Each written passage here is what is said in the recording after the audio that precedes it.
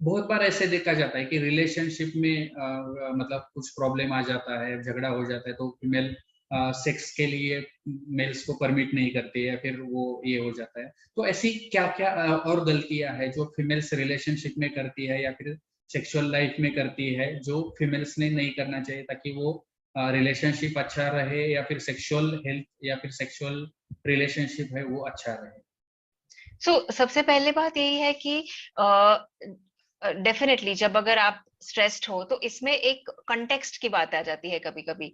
तो इसको हम कंटेक्चुअल डिजायर भी बोलते हैं कभी कभी, कि जैसे अगर आप स्ट्रेस होके आए हो तो सेक्स करने की इच्छा नहीं होगी, या अगर आप क्राउडेड घर में रह रहे हो तो आजू बाजू में कोई है तो उससे कई बार लगता है कि नहीं, करने का मन नहीं कर रहा है। तो ये कंटेक्स्ट भी इंपॉर्टेंट है, तो इसके बारे में कपल ने बात करनी चाहिए कि कैसे वो थोड़ा सा समय निकाल सके और वो सेक्सुअल एक्टिविटी के लिए टाइम निकाल सके।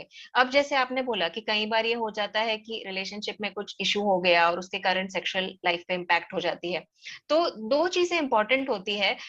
जैसे अगर कम्युनिकेशन की भी बात करें ना, तो दो तरह के कम्युनिकेशन इंपॉर्टेंट होते हैं सेक्स के रिलेटेड, और वो हमें याद रखने चाहिए। सबसे पहला जो कम्युनिकेशन है वो आप बेडरूम के बाहर करोगे। तो जो भी आपके सेक्सुअल प्रॉब्लम्स है या रिलेशनशिप प्रॉब्लम्स है, वो आप मेक श्योर करें कि आप वो सेक्स के दौरान या सेक्स से पहले या जब आप सेक्स कर रहे हो तब मुंह ना निकाले मुद्दे। वरना क्या हो जाता है कि जो सेक्सुअल एक्टिविटी की शुरुआत थी वो एक बिटरनेस से लिंक्ड हो जाती है।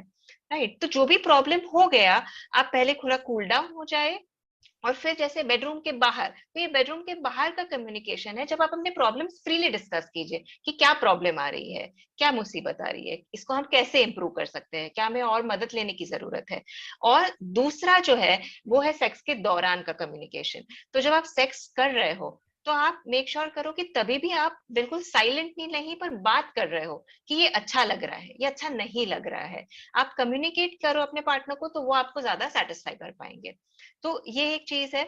दूसरा ये है कि अगर हम कॉन्ट्रसेप्शन की बात करें तो वो भी एक इम्पॉर्टेंट चीज है जो कभी कई बार फीमेल्स विमेन उसको इग्नोर कर देती है।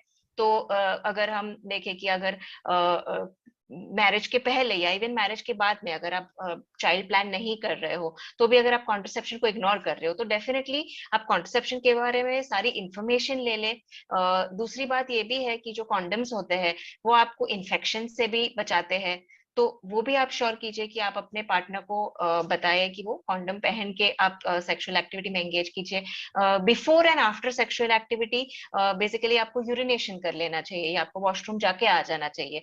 तो इससे भी आपका जो सेक्सुअल हेल्थ है वो अच्छा रहता है, आपके इन्फेक्शन के चांसेस कम रहते हैं, आप हेल्दी रहते हो ओवरऑल। तो ये एक चीज है।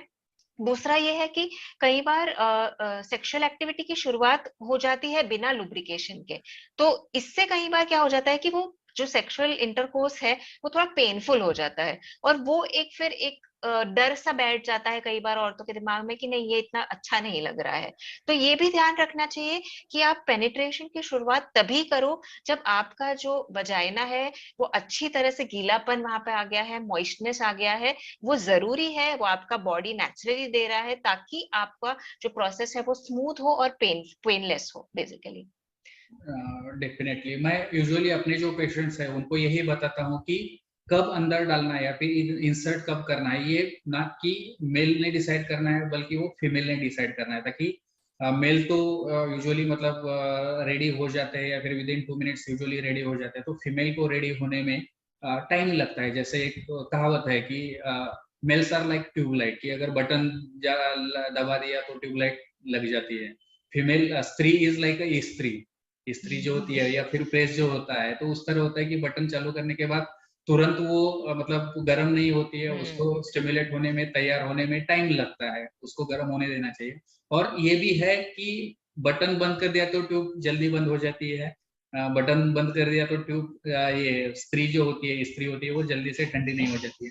तो ये जो है फोर प्ले, इंटर प्ले और आफ्टर प्ले, ये बहुत अच्छे तरह से उनको मालूम होना चाहिए। और जब तक वो फोर प्ले से फीमेल पूरी तरह से तैयार नहीं होती है, सिक्रेटरी रिस्पॉन्स अच्छा नहीं आता है, या फिर उनको नहीं लगता कि मुझे अभी वो चाहिए ही चाहिए या फिर अभी वो मुझे अंदर चाहिए, तब तक उनको मतलब कम्युनिकेट करना चाहिए कि मेल को कि जब तक मैं नहीं बोलूंगी तब तक अंदर मत डालिए। दूसरा जो चीज है कि वो कम्युनिकेट करे कि इंटरप्ले भी उतना ही इंपॉर्टेंट है। एक बार अंदर डाल दिया तो ऐसे नहीं कि मतलब कंटिन्यू स्ट्रोक्स मारे और वो इजैकुलेट कर दिया। तो उसमें स्टॉप एंड स्टार्ट जो होता है वो जरूरी है। जब स्टॉप करते हैं तो इंटरप्ले होना जरूरी है। और उसके बाद में ही जैसे मैंने बोला कि ऑर्गेजम होने के बाद में भी ऐसे नहीं कि एक बार इजैकुलेशन हो गया ऑर्गेजम हो गया आप साइड में जाके सो गए। तो उसके साथ में आफ्टर प्ले जो होता है कि उसके बाद में कडलिंग या फिर हगिंग या फिर बॉडी मसाज या फिर ये जो चीजें है ये सब होती रहनी चाहिए ताकि वो अच्छे से मतलब ये हो सके।